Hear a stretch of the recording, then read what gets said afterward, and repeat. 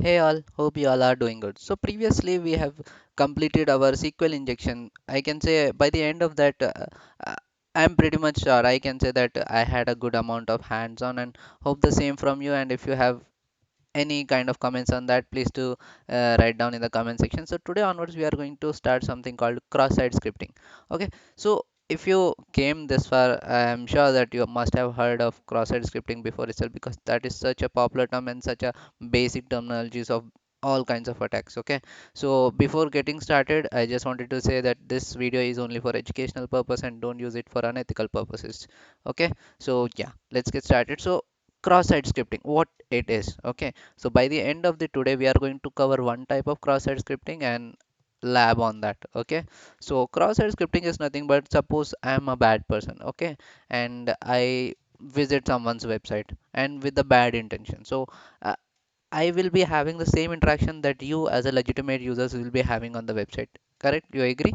Now I'll try to find whether it is vulnerable to that or not. And I finally know, okay, that website or that application is vulnerable to cross-site scripting. So what it is, just keep it aside. That's what we are discussing now. So what I will try to do is I'll try to execute some of the other scripts based on what type of cross-site scripting that website is vulnerable for. Okay, for suppose it is vulnerable to, okay, what I'll do is there's a comment section in YouTube, for suppose. Okay, I'll not say YouTube because that is pretty much secure.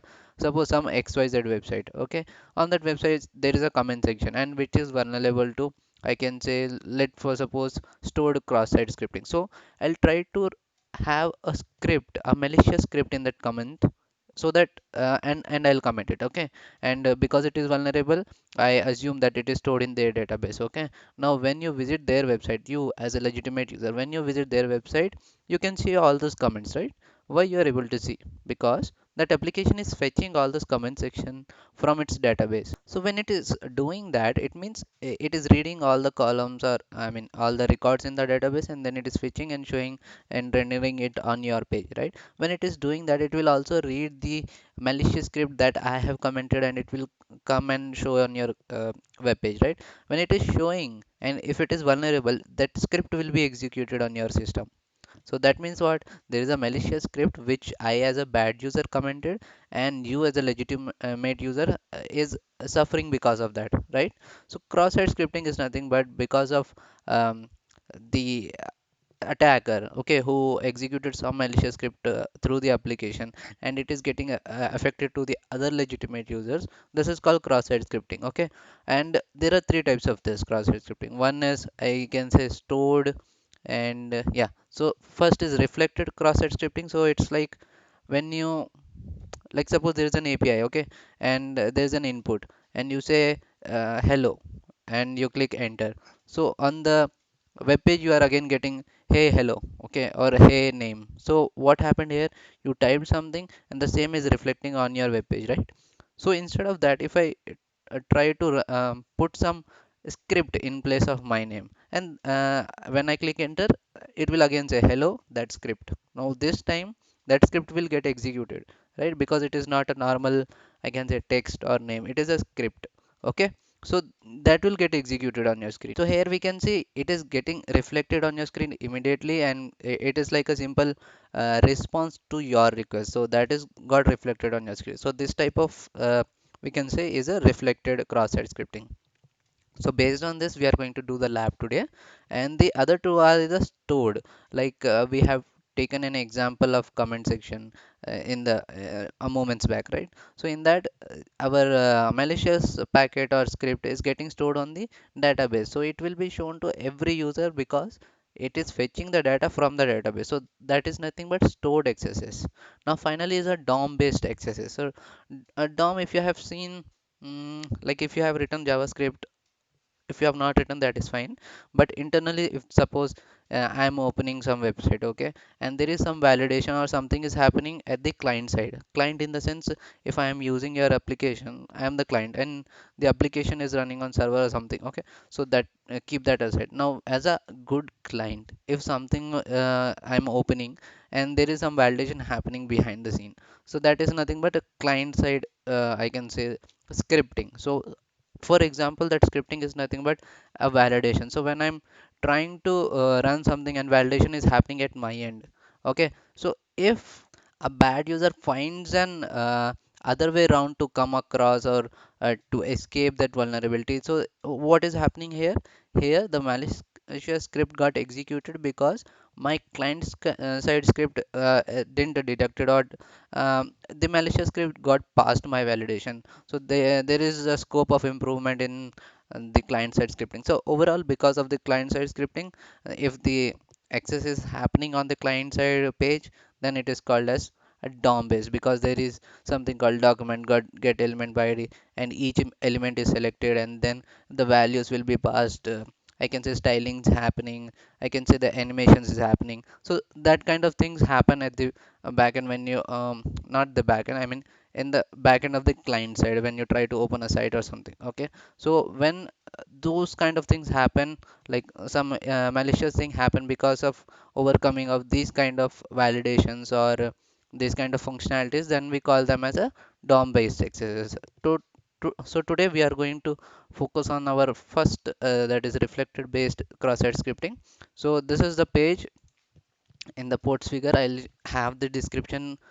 I'll have this link in the description, so we can find all three types of cross-site scripting in there. You can try to go about the description in detail, but yeah, here is our first lab, that is for reflected cross-site scripting. So let it open. Yeah, now if we scroll down, let me see. Yeah, reflected cross-site scripting into HTML context with nothing encoded. Okay, let's keep all the terms aside and let's go into and see what is there. Okay, let me open the lab. Okay, so this is not solved. This lab contains a simple reflected cross-site scripting vulnerability. To solve the lab, perform a cross-site scripting attack that calls the alert function. So if you are not available, friendly with the JavaScript function, there is a function called alert. So if you write alert, open the functional brackets and write something like hello, and when that got executed, you'll have a dialog box or alert box popping up on your screen. Okay, so access the lab.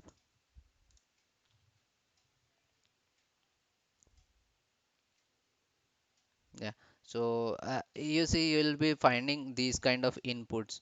So here if we have account login, you can try whether that input is vulnerable, whether this search input is vulnerable. So if I simply say hey, you can see hey got reflected here, correct? So it means what? That as soon as I'm sending some request, within the response, immediately I'm getting that um, response because of so it's like something which I am putting in, and I'm getting that in my response as well.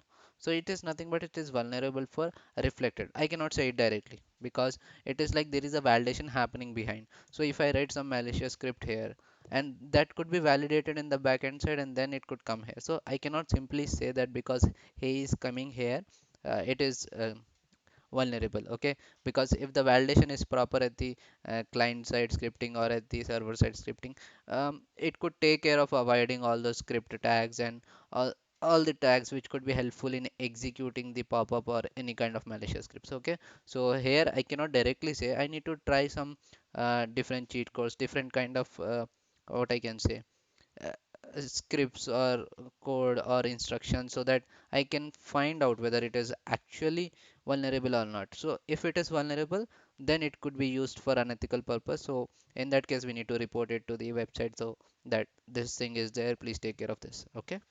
So one such instruction is nothing but our script tag. So if I write script, you can see I have this alert XSS or alert hello or something or the other. Okay. If I say search, now it what happened? Zero searches. Was there something wrong? Script alert. Let me write hey again. Search. You can see the hey got executed, and it means what? That it was trying to render that whatever I have written on the top, but instead it got executed. Means there is a validation happening at the back end which was not able to detect this and was not able to avoid this kind of thing. So to avoid this kind of things, there is like URL encoding. There is like to display before display, if it's suppose there is a less than bracket, so instead of that the encoding will be like ampersand lt. If greater than simple symbol, then ampersand gt. So all those kind of things are happening at the back end, so as to avoid this kind of. But if it is absent, then this is what happening. So here I simply tested whether it is vulnerable or not. So I found that it is vulnerable. Now the unethical person will use it for his own unethical purposes. But yeah, so okay, and now we can see that it is solved. Okay, so that's it for today. So today we simply tried to send a request, and immediately in response we got uh, something that we have typed, based on which we are saying that it is vulnerable to reflected cross-site scripting. Okay, in the coming labs, let us see this. Okay, so this is done. Yeah, let me refresh so that solved can reflect here. Yeah, it is all. Next, the impact. So here we have some more labs in the same reflected. Let's get a good hands-on onto that. Then we'll move on to the next topics of the cross-site scripting itself. Okay, so that's all for today. If you liked my explanation, please do subscribe, click on notification bell, and if you know anyone who is interested in this kind of in this domain or these kind of labs, please do suggest them. And I'll have this description, this link in the description. Any comments, any other methods, or any other cheat code that you are aware of course there are too many, so you can share link or you can share your opinions on the comment section. I'll be happy to try on the other methods as well. So yeah, that's it for today. Try practicing as much as possible. Thank you.